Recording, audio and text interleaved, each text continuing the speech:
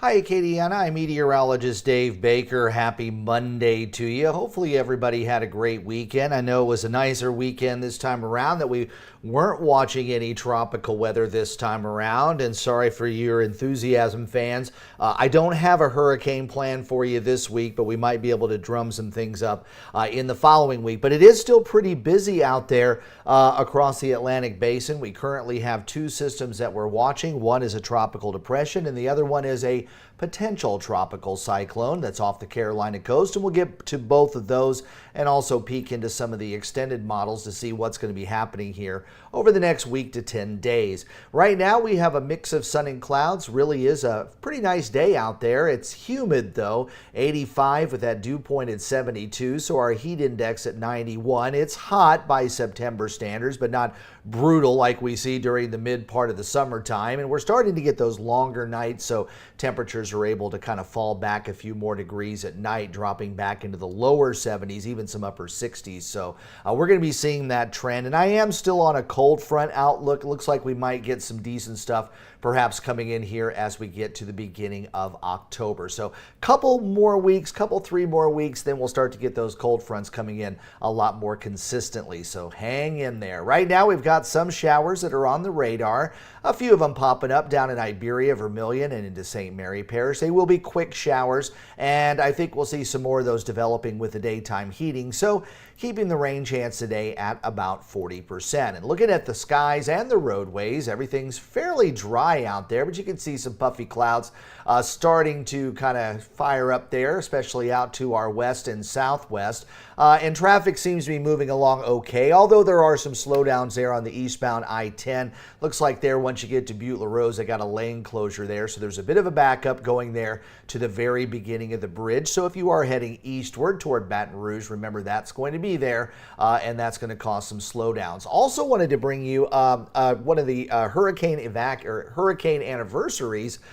This was a big one 20 years ago. Hurricane Ivan kind of coming in there to the Alabama coastline. It was a devastating hurricane, not just here in the United States, but also across other parts of the Caribbean, the Cayman Islands and Grenada, and also the eastern Leeward Islands, and even some areas of northern South America were affected by this. A very far south traveling hurricane that moved across the Caribbean Sea and then made its way northward toward the Alabama coastline and making landfall there as a Category 3 hurricane, but prior to that, it was a Category 5. Also set a lot of records for being the strongest, most southern storm for a long period of time, too. So Hurricane Ivan, hard to believe, 20 years ago, hitting the Alabama coastline back on this date in 2004. Now, our more recent hurricane that made landfall just last week, causing a lot of power outages, but you can see there's significant improvement there. There are some power outages being reported in northern Louisiana, so actually our customers out statewide number has gone up since earlier this morning, but for those areas down in Terrebonne, Lafourche, and Assumption parishes where we're having the most power outages due to Hurricane Francis, that is significantly lower. Just a few hundred customers that are still out there over southeastern Louisiana. So progress being made, and it looks like things are going to be back up and running here for just about everybody here very, very soon.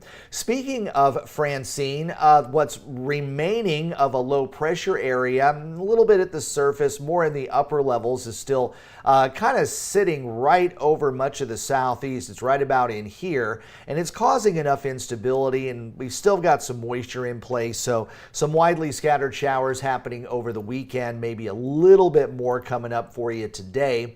And if you are planning to do some playing in the offshore waters, or if you work out there, seas and winds are fairly light. Our winds are generally out of the west today, about 5 to 10 knots. Seas running about 2 to 3 feet, maybe 2 to 4 in the far offshore waters, but really not too bad of a day out in the Gulf of Mexico. Remember, though, if you're doing some boating in the nearshore waters, those winds and seas will be higher around scattered showers and thunderstorms. But relatively quiet day there across the Gulf of Mexico. We're not expecting any tropical activity there for the remainder of the week. So we'll move on to potential tropical cyclone number 8, which is kind of a low pressure area that's formed off of a frontal boundary that's draped off the East Coast. We talked about this on Friday and really really were looking at that this was going to be probably the better potential of anything new developing over the weekend. We already had Gordon that was out there, but so far this has not gotten a name, even though we are looking at tropical storm force winds,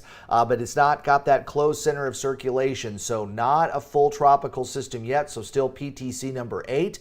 And those winds are there on your left at 50 miles per hour, pressure 1,005 millibars. It's at 32.9 north and 78.3 west. It's got a little bit of a chance to get a name before moving inland, although it does not seem as likely as what we were looking at over the course of the weekend. Down in Central America, pretty nice day down there. We got some thunderstorms off the Costa Rican coast there of the Caribbean and also northern parts of Panama. And then out in the Caribbean, we had a little ripple of energy that was over the Virgin Islands on Friday. That has since kind of washed out. So a lot of clear skies, fair conditions across most of the Caribbean with some decent sea breezes moving across. And then out in the open Atlantic, we still have Tropical Depression Gordon right in there. Doesn't look very impressive, at least at this hour. It endured a lot of shear over the course of the weekend, so you can see you've got a low-level spin, but some of the bigger thunderstorms are kind of developing away from where the center is right there. So you're not going to see anything developing or getting any stronger. So National Hurricane Center thinks this is going to remain a tropical depression for the next couple of days and really not move a whole lot. And then it might have a chance for some strengthening as it starts to get pulled in by another trough that will be moving across the Atlantic Ocean. So at this period, we're not expecting any problems with Gordon, as it should stay out in the open waters of the Atlantic Ocean. Well, looking at the water temperatures, they are still quite warm. They cooled down a little bit off the Louisiana coast. A lot of that due to some of the heavy rains we saw the week before Francine, and then the heavy rains that are continuing to drain since Francine. So perhaps slightly cooler temperatures right there along the immediate coast, but most of the Gulf of Mexico and the Western Caribbean still seeing water temperatures over 30 degrees Celsius, which is 86 on the Fahrenheit scale, so plenty warm to sustain any tropical systems. And believe it or not, the wind shear is quite high over the northern part of the Gulf of Mexico, but look at this entire area of the development zone. Western part of the Atlantic, almost all of the Caribbean, and even here in the western part of the Atlantic, wind shear has dropped off considerably. Very low or moderate wind shear at best.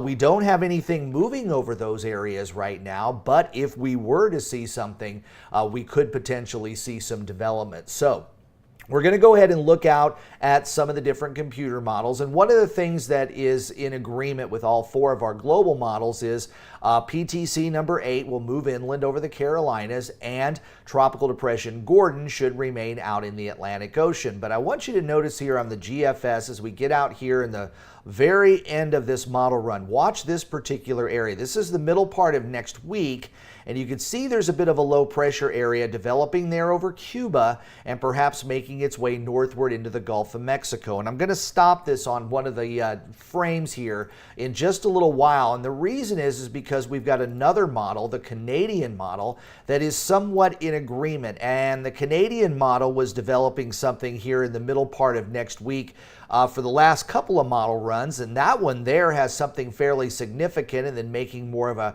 northeastward turn going over toward Florida and then perhaps into the Atlantic Ocean. Now the GFS has a slightly different solution, but the Euro model just isn't really picking up on this quite yet. It does seem like toward the middle and latter part of next week there's a bit of a lower pressure or maybe some extra moisture here over the western part of the Caribbean, but nothing real defined going into Monday, Tuesday, and Wednesday of next week compared to what we're seeing with the GFS as well as the Canadian. So let's go ahead and look at the icon. The icon's been the most aggressive over the past several weeks when it comes to developing tropical systems, but remember, icon only goes out 7 days, so we're not really going to be seeing a lot lot of that low pressure dropping there over parts of the western portion of the Gulf of Mexico because we're just not getting quite that far out into the forecast period, because it only goes out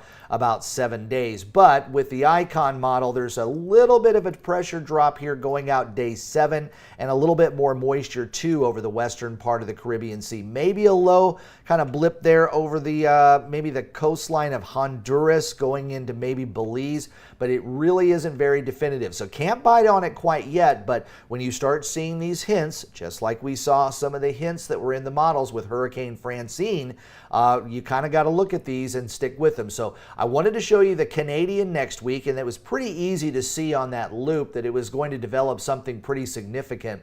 And this is the model run of the GFS, and this is for Wednesday, September the 25th. So this is a week from Wednesday, so 10 days basically. And you can see that the Canadian is putting a fairly decent low pressure area there over the southwestern Florida coast.